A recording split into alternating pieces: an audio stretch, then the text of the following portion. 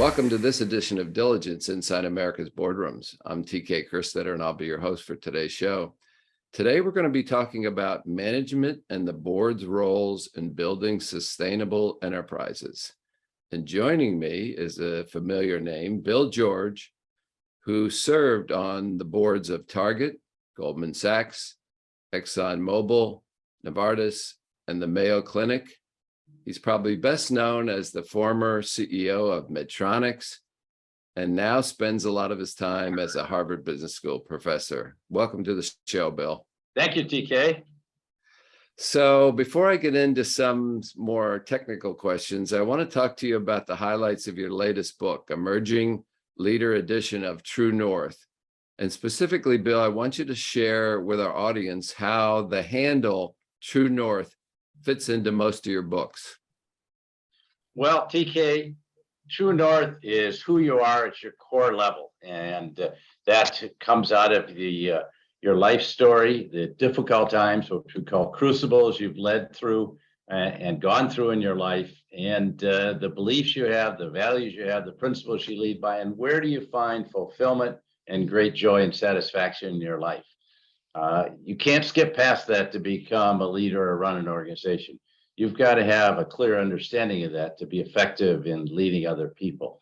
So we found that has great resonance with a lot of people, and that's why we kept it. But in the new book, we're now focusing on the next generation of leaders, if you will, the Gen Xers, the Millennials, and Gen Zs.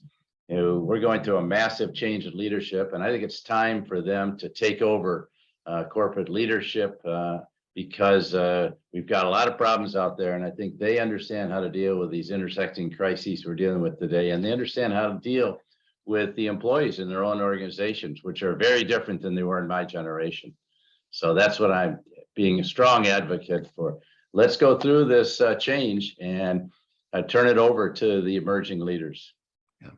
Well, there's no question at the board level about the number of next-gen directors that we see, and we actually are associated with a community called the Next Gen Board Leaders, which are board members in their 30s and 40s. So that group in numbers just continues to grow. So in that sense, very relevant. So let me ask you, again, you're somebody particularly with board experience and CEO experience. Can you talk a little bit about how the relationship between management and the board has changed over the years, and from your perspective, how it will continue to change? Well, I think boards are much more engaged today. They recognize their responsibility. You might have said 20 years ago when we had the Enrons of the world that boards were somewhat asleep. Now, there have been some boards that have been asleep, like General Electric and Wells Fargo. But I think today's boards are much more active, more engaged, and we have much more diverse board members from diverse backgrounds. And you mentioned age diversity. I think that's a key element for boards today. I'm delighted to hear there are more next-gen members, because I think a lot of the senior members on boards in their 60s and 70s don't really understand the millennial generation. So I think it's important to have Gen Xers and millennials on your board to get that diversity, not just racial and gender diversity, but that full range of understanding your employees in particular. And that's, to me, is key. And I think boards need to spend a lot more time on that and thinking about their employees in the rising generation, not so much on earnings per share and a lot more on their employees. Yeah, it's interesting that age group that you identified.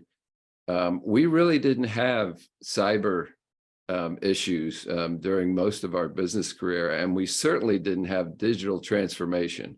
So those are things that you really do need a younger mindset to sort of be able to relate to a lot of the changes that are happening today. I'm sure you see that as well.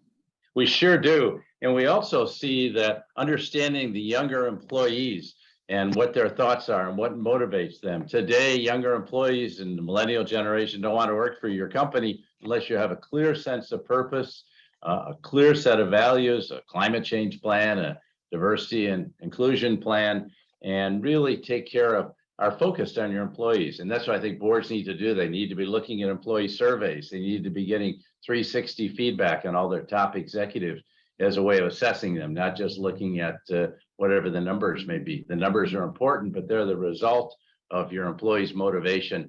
And I think you can get an early warning signal. Oftentimes the numbers are the after the fact, whereas the customer surveys and employee surveys are before the fact and give you those signals of what's happening. Yeah. Bill, in your career, have you ever seen a moment where the workforce has more sort of power that, on making their choices than you see now? No, we're in the midst of an employee revolution. Employees feel a sense of agency. Now that can go too far. I mean, there's this new phrase out, quiet quitting. I think that's a lose-lose proposition for employees and for the companies.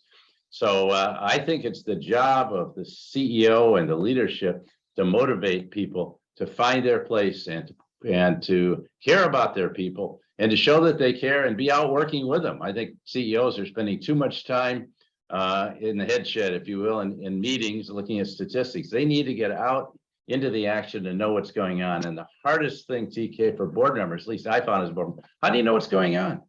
If you hear everything to the CEO, is he or she going to tell you everything? Are you going to get a fulsome picture? Are you talking to employees? You have an idea of what the company is. If you're in the retail business, you ever go into your company's stores and see what's going on? You'll learn a lot more there than you might sitting in the boardroom. So I think it's a very different task of board members today. Now, you don't want board members to overreach, and I have seen that. You mentioned cyber, digital. I've seen board members that thought they were experts there practically try to run the IT department. So that's not good. So you got to know that bright line between governance and management. And as a board member, I think board members need training to understand. You ask good questions, you ask challenging questions, but you never tell management what to do. So that's a good segue into my last question for you, Bill. With your years of board service, what guidance would you pass along to today's boards that you've learned from your boardroom experience that might help them best understand the role of building a sustainable enterprise in the future? That's the key, a sustainable enterprise.